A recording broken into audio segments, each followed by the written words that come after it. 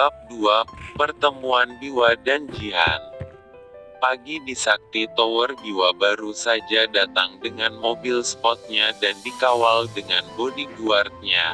Semua mata tertuju padanya melihat pemandangan di pagi hari dengan ketampanan sang CEO. Biwa berjalan menuju ruangannya disambut oleh Dendi sang asisten. "Pagi Pak Biwa," ucap Dendi. "Pagi Den, apa jadwalku hari ini?" tanya Biwa. "Pak Biwa, hari ini ada meeting dengan Privas Group dan akan menandatangani kontrak kerjasama dengannya jika deal," jawab Dendi. "Siapkan semuanya, saya tidak mau ada kesalahan sedikit pun dengan kontrak ini," ujar Biwa. "Baik Pak," jawab Dendi. Di sisi lain Jihan datang ke kantor dan mulai dengan kerjanya. Bu Heti melihat Jihan sudah datang langsung menyuruh Jihan membuat kopi untuk Pak Biwa sang CEO. "Jihan, kamu buatkan kopi untuk Pak Biwa dan antarkan ke ruangannya. Ingat ya Jihan, Pak Biwa tidak suka kopi yang terlalu manis dan suka kopi yang creamy. Pak Biwa adalah CEO di sini. Jangan melakukan kesalahan sedikit pun. Bisa-bisa langsung dipecat," ucap Bu Heti.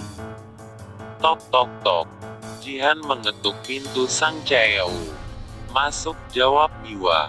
"Ini Pak, kopinya saya letakkan di mana Pak?"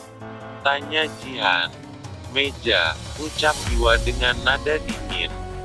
Jihan melihat sang CEO yang tampan hingga tubuhnya terasa panas dingin tak karuan karena gugup membawa kopi yang dipegang tiba-tiba jatuh dan tumpah di meja Biwa.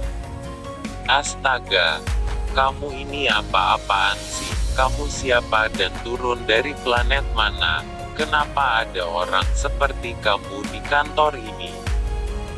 ujar Biwa. "Maaf Pak, saya Jihan Oke, baru di kantor ini. Maafkan kesalahan saya Pak, saya akan membersihkannya. Tolong jangan pecat saya Pak, saya mohon, pinta Jihan." "Keluar!" bentak Biwa. "Dasar ganteng-ganteng galak, kenapa ada manusia dingin seperti kutub utara di dunia ini?"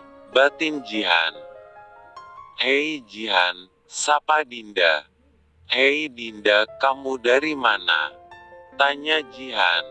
"Aku dari luar membeli makanan untuk staf yang kerja," jawab Dinda. "Kenapa mukamu ditekuk seperti itu?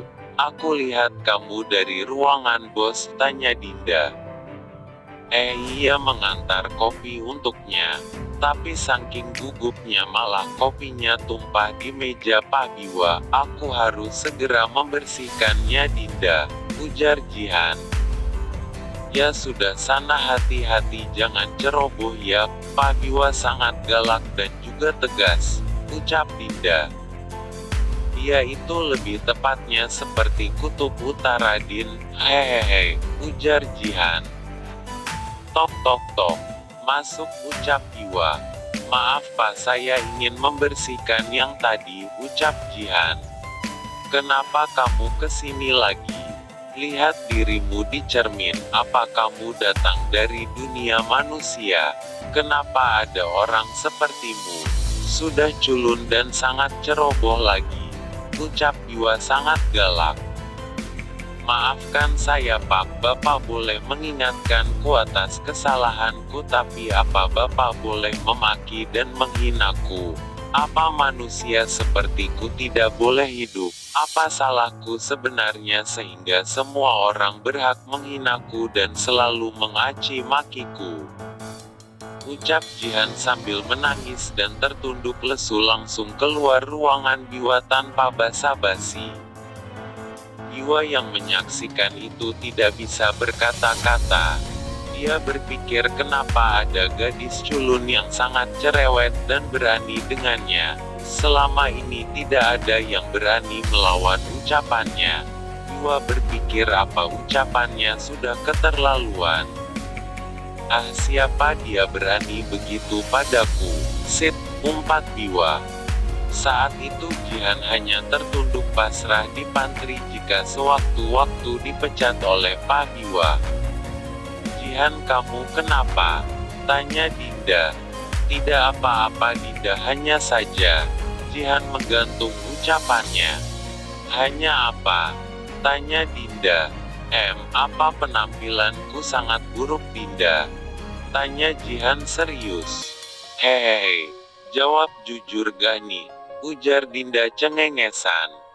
"Jujur saja tidak apa," jawab Jihan lesu.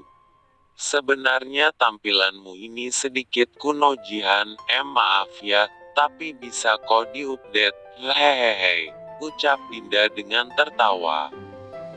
"Kamu sebenarnya cantik Jihan, hanya saja kecantikanmu itu tertutup dengan kacamatamu dan penampilanmu itu. Suatu saat aku pasti akan membantumu berubah Jihan," ucap Dinda dalam hati.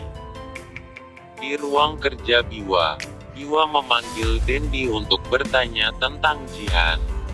"Dendi, apa kamu sudah cek CVOG baru itu? Coba jelaskan asal-usulnya," ucap Biwa. "Namanya Jihan Alesana Pak, dia berasal dari desa tamatan SMA dengan nilai terbaik di sekolahnya dan selalu mendapatkan beasiswa," ucap Dendi. "Oh, ternyata dia gadis yang pintar, tapi kenapa aku sangat peduli dengannya? Dia gadis culun dan cerewet, membuatku pusing," batin Biwa. "Apa dia membuat kesalahan Pak? Apa saya perlu memecatnya?" tanya Dendi. "Tidak, biarkan saja dia," bilang Hetty. "Mulai besok suruh Jihan yang membuat kopi dan mengantarkannya ke sini," ucap Biwa. "Baik Pak, ada lagi?" tanya Dendi. "Tidak, keluarlah," jawab Biwa. Waktu menunjukkan pukul 16 waktunya pulang kerja. Jihan dan Dinda keluar bersama. Mereka terus mengobrol tentang Pak Dendi yang menyuruh Jihan membuat kopi setiap hari untuk Pak Biwa. "Dinda, apa menurutmu Pak Biwa akan mengerjaiku?" tanya Jihan. "Jangan seuzon dulu Jihan, siapa tahu Pak Biwa menyukaimu." "Hehehe," jawab Dinda tertawa. "Apa kau coba membohongiku Dinda, atau mencoba mengejekku?" gerutu Jihan.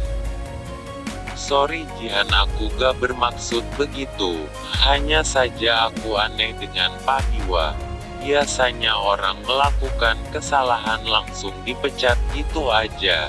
Kamu malah dikasih kesempatan emas yang didambakan setiap wanita," ucap Dinda. "Segitunya Din, emang ada wanita yang mau dengan kutub utara gitu," ujar Jihan. "Orang tampannya melebihi rata-rata gitu. Gimana gadis-gadis tidak meleleh saat melihatnya," ujar Dinda. Keesokan harinya kediaman Maheswara. Seperti biasa mereka berkumpul di meja makan untuk sarapan. Maudi adalah adik Biwa yang sangat cantik dan pintar sedang memilah-milah kampus yang ingin dia masuki. Dia bingung dan ingin mencoba bertanya pada kakaknya. "Kak Biwa," ucap Maudi. "Ya," jawab dingin. "Kak, Maudi masih bingung nih antara dua kampus ini. Bisakah kakak membantuku untuk memilihnya?"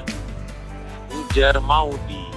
"Yang mana saja, yang penting kamu bisa mempertanggungjawabkannya," ujar Biwa dingin. "Ish, kakak nih nyebelin banget sih Mipi," rengek Maudi.